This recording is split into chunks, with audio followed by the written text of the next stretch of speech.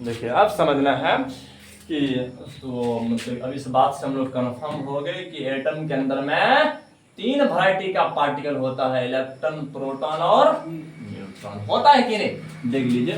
तो चलो आज हम लोग एकदम एक न्यू टॉपिक के बारे में जानने वाले हैं कि आइसोटॉप तो बता दिए थे, आइसोटॉप बता दिए थे ना, नहीं आइसोटॉप बता दिए थे। इसके बाद आइसोबार जानेंगे, आइसोबार क्या चीज होता है। इसके बाद आइसोटोन क्या चीज होता है, आइसोटोन। हाँ आइसोटोन। देखिए तो ये सब समझना है कि आइसोटॉप तो समझ लीजिए कि जिसके पास न्यूट्रॉन का नंबर डिफरेंट है, न्यूट्रॉन का नंबर डिफरेंट है।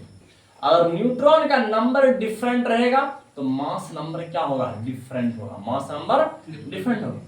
हाँ समझना है, आइसोटॉप को तो यही हम लोग जानते हैं। सबसे पहले हमको यह बात बताइए कि एटम के पास कितना प्रकार का पार्टिकल, 3 प्रकार का पार्टिकल। तो पहला क्या बात बताए, इलेक्ट्रॉन के बारे में बात की। इसके बाद प्रोटॉन होता है कि नहीं, 11th क्लास में बताए थे। इसके बाद क्या होता है, न्यूट्रॉन होता है।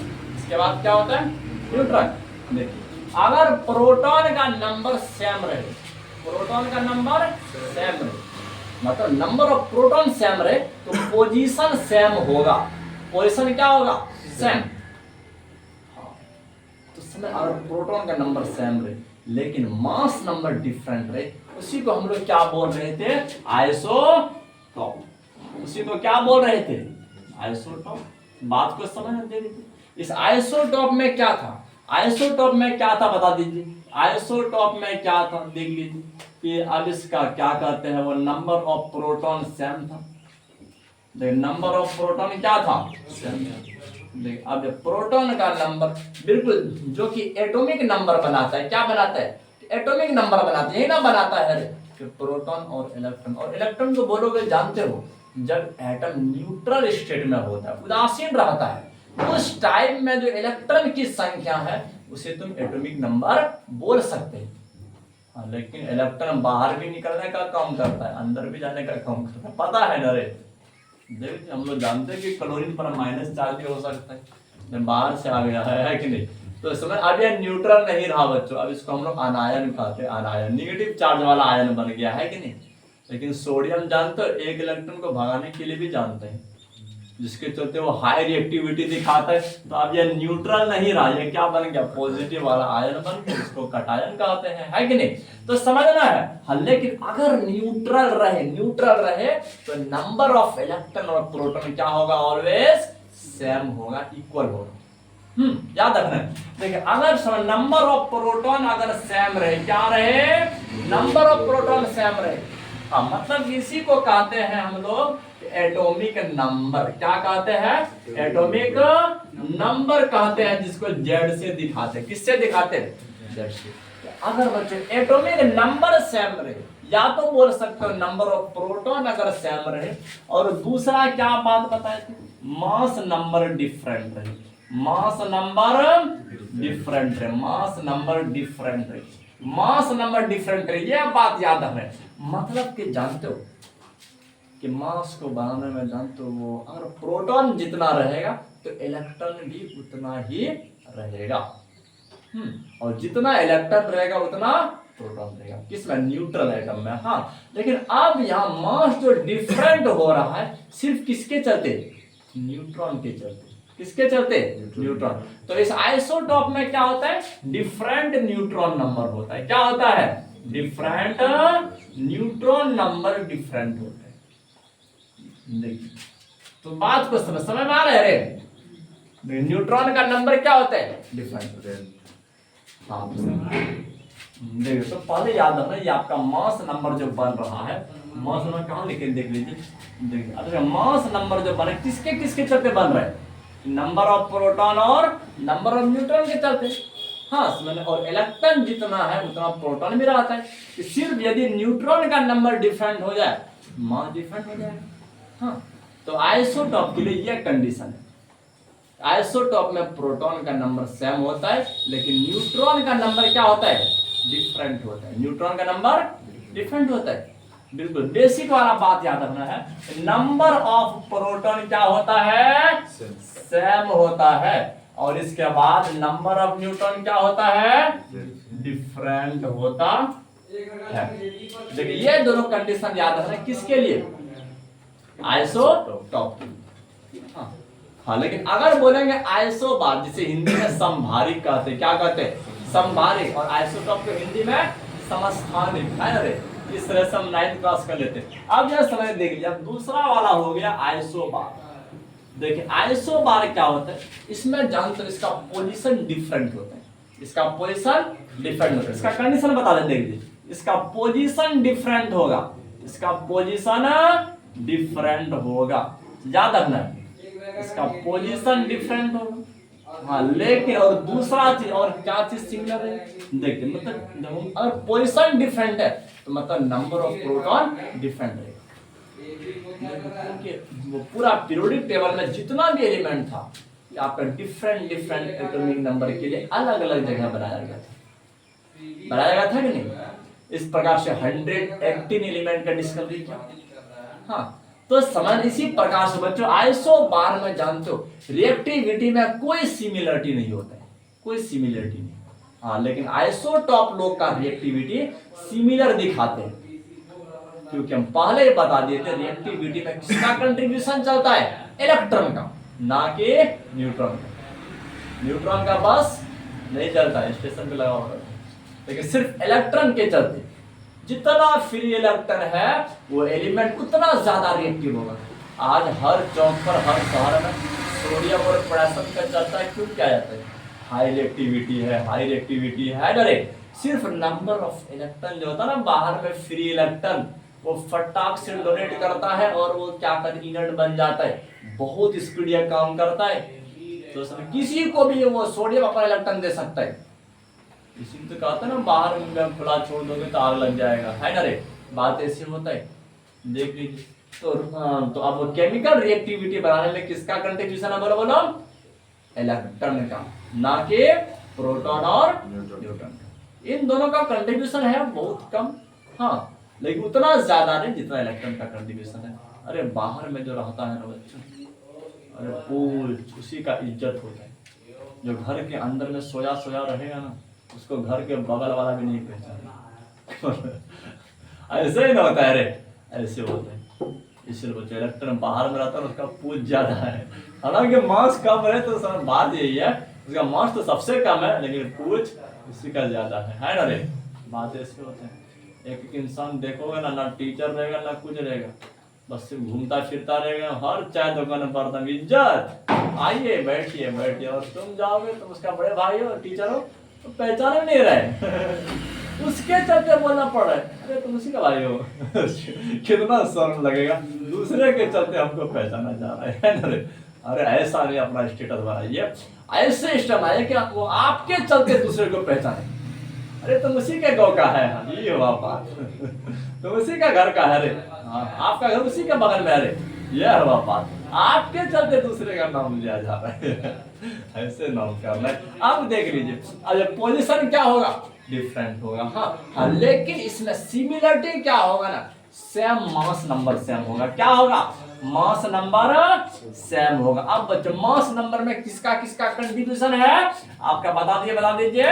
देख लीजिए आपका नंबर ऑफ प्रोटॉन का और नंबर ऑफ न्यूट्रॉन का, दोनों का, ये दोनों मिलकर सेम आएगा, दोनों मिलकर सेम आएगा। अब देख लीजिए, जैसे तुम लोग हम एक एग्जांपल दे देते हैं, जैसे जानते हो गोल्ड को देखिए, गोल्ड ना जैसे आपका क्या कहते हैं ट्राइटियम को देखिए, ट्राइटियम। हाँ तो ये आपका हाइड्रोजन का तीसरा आइसोटॉप है कि नहीं, तो इसका एटॉमिक नंबर 1 होता है, मास नंबर 3 होता है।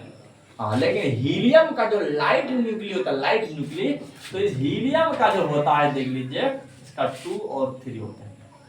याद रखिए कि दोनों का पोजीशन डिफरेंट है, आपका प्रोटॉन का नंबर डिफरेंट है लेकिन मास नंबर देखो सेम है कि नहीं।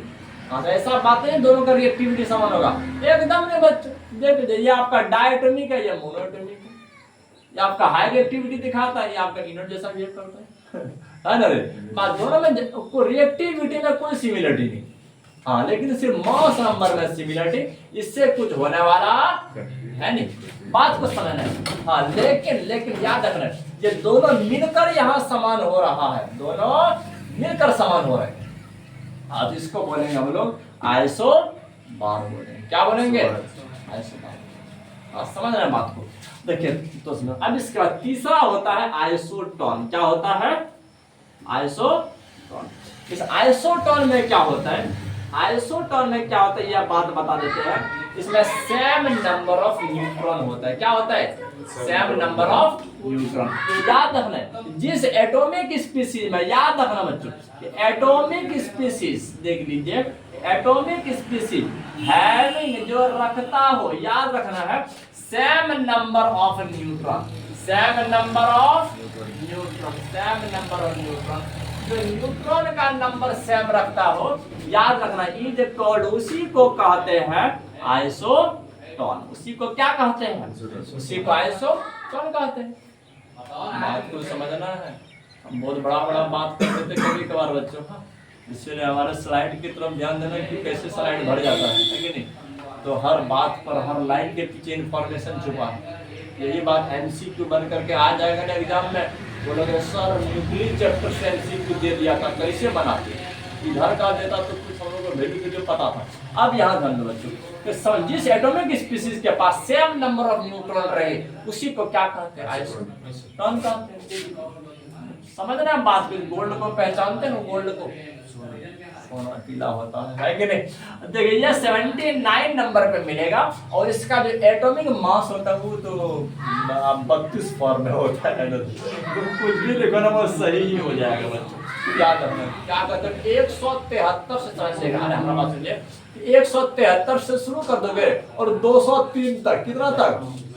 अरे हमारा बात सुनिए, हाँ 173 से 203 तक, बीच में कोई भी मास नंबर लिख दोगे ना, गोल्ड के लिए सही हो। ये तो 32 फॉर्म में इसका आइसोटोप होता है। इतना ज्यादा तुम सोच सकते हो। अच्छा आप बता देते, देख लीजिए यहाँ समझो, गोल्ड का 79, 107, लेकिन अगर तुम मरकरी का देखो, मरकरी पहचानते हो? जैसे गोल्ड के आगे रहता है कि, देखिए गोल्ड के आगे रहता है, लेकिन इसका जो एटॉमिक मास होता है 198 होता है। तो दोनों में ध्यान दो, दोनों में बच्चों न्यूट्रॉन का नंबर कितना है। पहले हमको यह बात बता दीजिए, मास नंबर जो बना है वो किसके किसके साथ मिलकर बना है? प्रोटॉन और न्यूट्रॉन के साथ मिलकर बना है कि नहीं? न्यूट्रॉन और प्रोटॉन ही ना होता है न्यूक्लियस में। अच्छा अब इसके बाद न्यूट्रॉन का नंबर बराबर क्या बोल सकते हैं? Atomic mass number minus proton का नंबर है ना रे। अगर तुम मास नंबर में प्रोटॉन को घटा दोगे तो बचेगा तो न्यूट्रॉन ही ना कहलाएगा, कहलाएगा पे। अगर यहाँ बोलेंगे हमारे यहाँ पर बच्चों 10 लाख स्टूडेंट, इसमें से अगर हम 5 लाख को घटा दिए तो कितना बचा? अरे बाकी जो बचा वही ना बचा। तो बच्चों अगर पूरा न्यूक्लियस अगर मिल करके मास नंबर बना रहे, और मास नंबर किसके किसके चलते बन रहा है? प्रोटॉन और न्यूट्रॉन के चलते बन रहे हैं। अगर तुम प्रोटॉन के नंबर को घटा दिया तो क्या बचा? न्यूट्रॉन का ही ना नंबर बचा।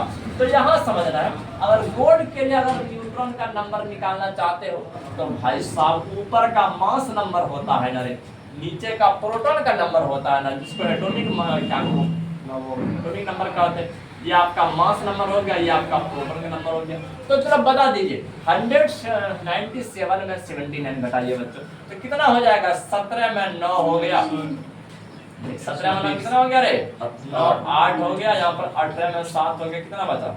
128। और यहाँ पर भी कितना होगा? 128। हाँ समझ में। अच्छा अब बता दीजिए कि क्या है, न्यूट्रॉन का नंबर सेम हो गया। तो जिस एटॉमिक स्पीशीज का याद रखना है न्यूट्रॉन का नंबर सेम हो जाए, उसी को क्या बोलेंगे?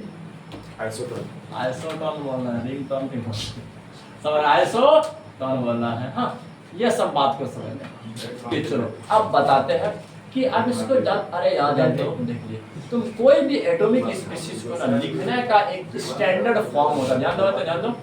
देखिए कोई भी एटॉमिक स्पीशीज को ना लिखने का एक स्टैंडर्ड फॉर्म होता है बच्चों। देखिए हम तुम लोग स्टैंडर्ड फॉर्म बताते हैं एलिमेंट को लिखने का। हाँ देखिए समझना बात को, स्टैंडर्ड फॉर्म समझना। स्टैंडर्ड फॉर्म जो होता है वो कैसे होता है जानते हो? इस प्रकार से x लिख देना है। और नीचे में इस साइड में आपका वो लेफ्ट साइड में नीचे में लेफ्ट और नीचे बॉटम नीचे पर, तो नीचे पर आपका एटॉमिक नंबर रहेगा। कौन रहेगा? एटॉमिक नंबर रहेगा। और ऊपर में जो रहेगा एटॉमिक मास रहेगा। एटॉमिक मास मतलब किसी को भी लिख लो। तो यहाँ ध्यान दो, जैसे अगर हम एग्जांपल के लिख दिए, अगर एक गोल्ड में यहाँ नीचे लिखा हुआ है आपका 79, ऊपर लिखा हुआ है 197, अगर यह लिखा हुआ है, हाँ, इसका मतलब एटॉमिक नंबर कितना है नीचे देखना है 79। इसके पास एटॉमिक नंबर कितना है 79। इसी को कहते हैं नंबर ऑफ प्रोटॉन। क्या कहते हैं? प्रोटॉन का नंबर कहते हैं। याद है जो कितना है 79 है। इसके बाद ऊपर में जो देख रहे हो वो मास नंबर बना रहे हैं। ऊपर का क्या बना रहे हैं? मास नंबर बना। यह बात समझ, मास नंबर कितना है आपका 197 है। हाँ, अगर 197 में अगर बोलेंगे कितना प्रोटॉन है आपका 79 है, तो न्यूट्रॉन कितना हो जाएगा बता दीजिए। इस मास नंबर में से प्रोटॉन को यहाँ से 197 में से अगर तुम घटा दिए 79 को कितना बचा रहे? देखिए आपका क्या कहते हैं 118 बचा। हाँ, तो ये हो गया आपका न्यूट्रॉन का नंबर। तो इस तरह से कैलकुलेट करो। एग्जाम में कहते हैं आइसोटोन, आइसोबार और आइसोटॉप पर बेस्ड हर ईयर एग्जाम में आते हैं। देखिए तुम लोग बच्चों रैंडमली अगर फिजिक्स, ध्यान दो, अगर तुम लोग रैंडमली फिजिक्स का क्वेश्चन निकालोगे तो देखना उस टाइम में क्या कहते हैं मतलब इस न्यूक्लियर वाला चैप्टर से क्वेश्चन आया होगा। और खास करके इस आइसोटॉप, आइसोबार और आइसोटोन के बेस्ड पर हर ईयर एग्जाम में आते हैं। सब्जेक्टिव या एमसीक्यू आ जाते हैं। हाँ, तो ये सब बात को समझो। देखिए न्यूक्लियस के अंदर में जो बताया कि प्रोटॉन और न्यूट्रॉन इतना ज़्यादा डेंसली पैक होता है, इसका जो डेंसिटी बच्चों बहुत ज़्यादा होता है। कितना होता है? बहुत ज़्यादा। और वाटर का डेंसिटी तो कुछ भी नहीं है। देखो तो बता दीजिए बच्चों, वाटर का डेंसिटी कितना हम लोग याद करते बोलो? 1000 kg पर मीटर को ये नहीं याद किए 10 to the power 3 सब बुला बात इसमें। देखिए तो बच्चों बिल्कुल हम लोग अगला स्लाइड में साइज ऑफ द न्यूक्लियस पढ़ने वाले हैं कि न्यूक्लियस का साइज क्या होता है। अब बताइए बच्चों, पिछला दिन वाला टेस्ट में कौन कौन प्रेजेंट नहीं? हम क्वेश्चन देते थक जाते हैं, लेकिन तुम लोग एक भी दिन मेरा टेस्ट नहीं दे रहे हो। अरे इस तरह का हरकत क्यों कर रहे हो बच्चों?